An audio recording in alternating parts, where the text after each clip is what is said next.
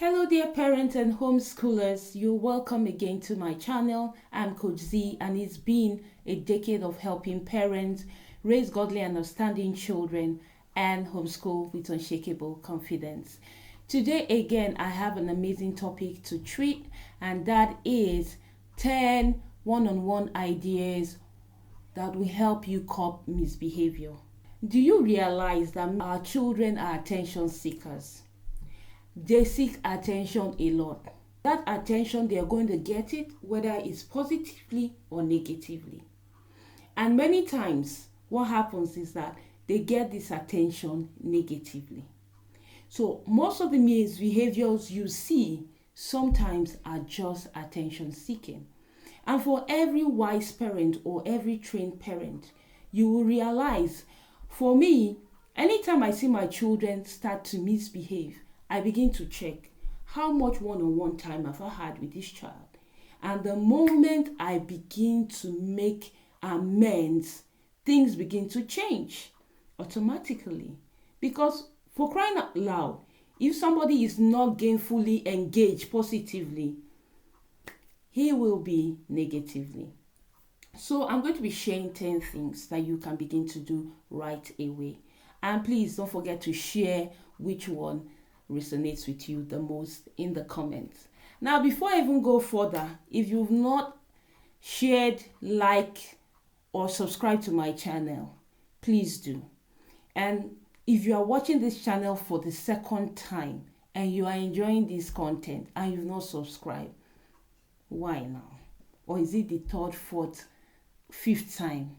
Please subscribe, because by this way we get to more people who need my content. All right, so the very first thing that you can begin to do on one-on-one time with your children to curb misbehavior is having walks, nature walks and talks. So when you're on these nature walks, you have discussions, have conversations, plan your conversations. You can allow freestyle, but have some basic things you want to treat. Have some basic things that you want to talk about. Okay, on that conversation, on that walk.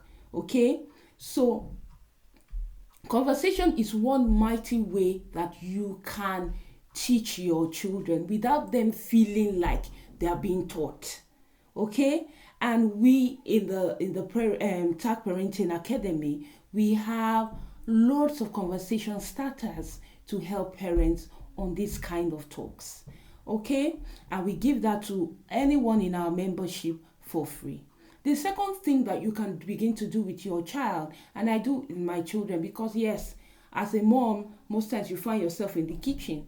So let kitchen time not be boring time. Let it not be time for nagging, shouting, and all of that. You can also have conversations there. You can make it fun time. You can make it a teaching time. You can make it a time of finding more about that child. You can make it a time, where you are just alone with your child and you're getting to know your child better. You're getting to know what are their struggles and what are their needs. Okay, it should be a fun time. All right. The next one is game night. You can have it with all your children, or you can have it only with one of your child. Now, this for me works perfectly well when you want the older child to watch a movie that you don't want the younger ones to watch. That is not age appropriate for your younger children, but your older child can watch. You want to have that moment. That moment should be a beautiful moment, for you to bond, for you to talk deeply about even the characters and have lots of teachable moments at that time. Okay, the next one is craft and projects. Now, working together with your child. My son loves this so much. Mommy, can you work on this project with me? Can you build Lego with me? Can you paint with me? Children love these things because they just feel, in tune with you. They feel that you guys are buddies. They feel that you are friends. They feel that you share their interest. Okay? So you can imagine doing this with your child. Your child will not go start fiddling with something or doing something else. He will be right there, with you, and you are right there with him or her. Can you see that? So that works very, very well. Another thing is book club. You can have book club for two, where you and a particular of your child. This also works well with older kids, who are reading this book, that you are reading. All right. And you people can have time for book reviews. Have time. Make it fun.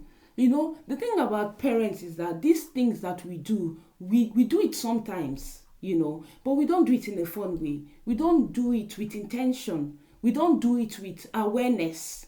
Okay, so it doesn't give you exactly what you want it to give you. So if you're having, instead of book review to be like, go and write that book review for me, no, make it a fun time where you are sharing time with your child can be the one to pick the book that both of you will read. Okay? All right. Remember, it's for the child, even though you want to make it beneficial for both of you, but first the child should be the focus. Okay? Because if it's not getting it, he will still seek negative attention. All right. The next thing is drive. Okay. You can drive with your child, go out with your child and all of that. That's fun. They love it so much. You can listen to audio messages together. You can listen to audio books together on the ride. You can listen to their favorite songs on the ride. And you can just keep it quiet and have real discussions on those rides with your child. One-on-one, remember, is what I'm talking about. So try to pick a child per child, and do this. It can be once a month, it can be once a week. It just depends on your schedule. The next thing is you can share chores together. Children love this, Sometimes when you're having that hassle with your child doing chores, go and try and do these chores with them. I know I don't have time, Coach C. I don't have time. See, remember, if you don't want that attention positively, you will collect it negatively. I'm telling you, they will collect it negatively. If you don't give it positively, they will collect it negatively. So, doing chores together, it might be once a week. It's not every day. That once a week, maybe on Saturdays, it will give a tone to the rest of the week. Do you see? You get to talk to them, get to ask for their struggles and all of that around chores. And you see them opening up, Mommy, it's because I don't like sweeping. I used to hide the dirt under the table. It's because I don't like mopping. You have that personal time with them. Can you see that? Another thing is that you want to make sure that they play. You play a lot with them. Play a lot with them. Outdoor play. Play with them. Have fun with them. Get on the floor with them. Do pillow fights with them. Just play with them. Build castles with them and scatter it with them. Have fun. Go in the mud and play with them. Go into the forest. Just have fun. Generally, the way your child knows fun.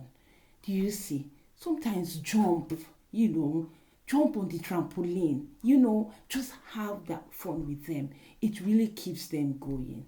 Another thing is that run errands with the kids. Try to run errands with the kids.